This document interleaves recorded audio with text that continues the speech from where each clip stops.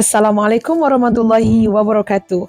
Baiklah semua, sekarang bersama dengan saya hari ini, saya akan tunjukkan kepada semua cara untuk kita buat ERPH, iaitu RPH secara online, yang mana kita akan seragamkan tapak kita untuk semua guru-guru di Sekolah Menengah Kebangsaan Datuk Syed Ahmad. Baik, saya dah bagikan link yang berada di dalam grup terbilang, DSA terbilang. Jadi semua permulaannya mesti klik link tersebut. Bila klik link tersebut, ia akan membawa kepada site.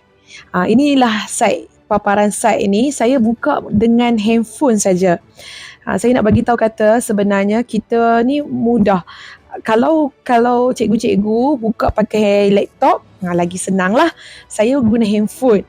Jadi kalau guna handphone pun boleh. Dan pastikan ada data, InsyaAllah boleh buka. First kali, mestilah mengisi maklumat yang saya perlukan untuk set up ERPH cikgu-cikgu semua. Alhamdulillah, kebanyakannya dah set up. Bila dah isi maklumat, akan keluarlah gambar ikon untuk RPH masing-masing. Ikon gambar dan juga nama masing-masing. Kita cek kat sini, kalau sekiranya nama cikgu-cikgu belum ada di sini atau gambar tak muncul di sini, bermaksud cikgu belum isi atau saya terlepas atau tercicir nama cikgu. Jadi cikgu tolong hubungi saya supaya saya boleh set up nama cikgu-cikgu semua. Cikgu boleh klik terus nama cikgu untuk memulakan pengisian ERPH kita. Baik, kita akan mulakan ERPH kita dengan first kali klik nama cikgu ataupun gambar cikgu. Contoh kita ambil gambar cikgu Salma Jmin. Bila sampai dekat part sini, kalau kita guna laptop memang kita login terus. So kita boleh set desktop dan tidak perlulah nak login banyak kali. Tapi kalau kita guna handphone, mungkin handphone kita banyak account. So kita diminta untuk select mana account yang kita nak guna. So saya select account delima. Kalau cikgu dah bagi account cikgu, insyaAllah memang dah boleh masuk terus. Tapi sekiranya cikgu belum di-approve, dekat select account ni dia akan naik request access. So cikgu request saja, jangan susah hati, saya akan approve cikgu. Baik, bila kita sampai dekat sini, cikgu klik dan cikgu boleh masuk. Bila dah cikgu boleh masuk, first step untuk kita buat page kita, pastikan cikgu klik 3 butang sini. Okay, cikgu masuk dekat make a copy. Kita select folder ni. Okay, jadi bila kita dah select folder make a copy, kita dah copy tapak kosong. Bila kita dah copy tapak kosong, dia akan naik copy of tapak kosong ni lah. Kita renamekan dulu. First kali kita renamekan tapak kosong ni dengan nama M1. Okay, sebab ni adalah untuk M1. Kita rename M1, kemudian done. Ni saya guna handphone ya cikgu. Kalau cikgu guna laptop memang lagi senang lah. Okay, sekarang yang kita nak edit bukan tapak kosong, kita akan edit M1. Sebab tapak kosong ni kita kena simpan. Kalau sekiranya berlaku perubahan jadual ataupun tapak cikgu rosak, kita akan guna balik tapak kosong lah. Sebab tapak-tapak ni melibatkan data. Cikgu kena pastikan cikgu tak kacau data dia supaya semua data tu boleh kita senang klik-klik-klik je kita punya RPH tu. Baik, bila kita masuk ke sini, first kali kita tengok menu kan. Okay, dekat menu ni dia ada jadual waktu. Jadi kita kena isi jadual waktu.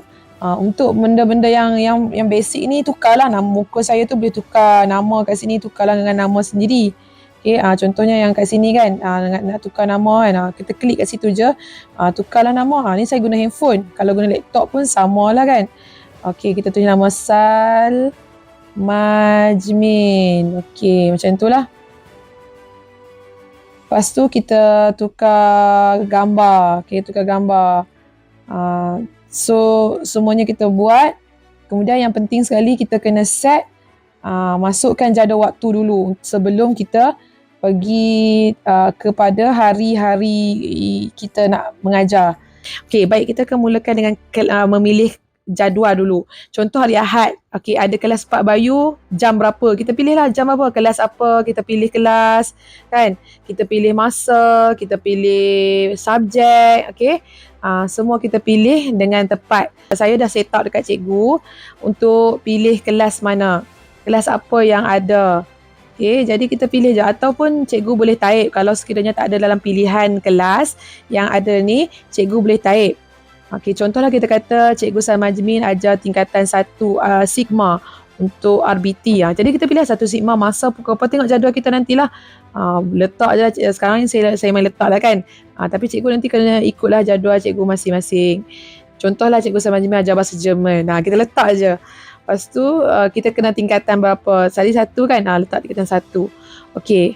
Bila sampai dekat sini, cikgu isi jadual hari Selasa, hari Rabu sampai hari Khamis. Okay, habis sampai hari Khamis, baru cikgu pergi ke ruangan hari yang ada kat sini.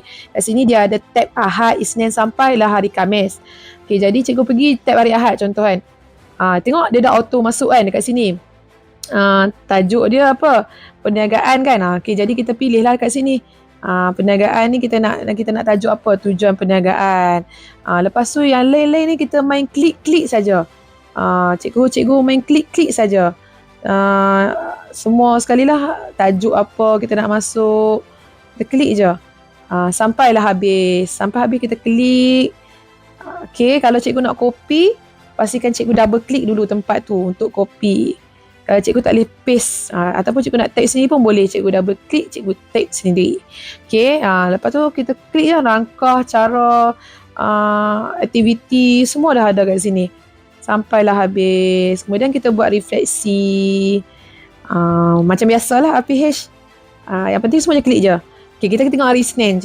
Contoh tadi cikgu ajar bahasa Jerman kan, hari Isnin kan. Tu, dia dah naik bahasa Jerman, nampak?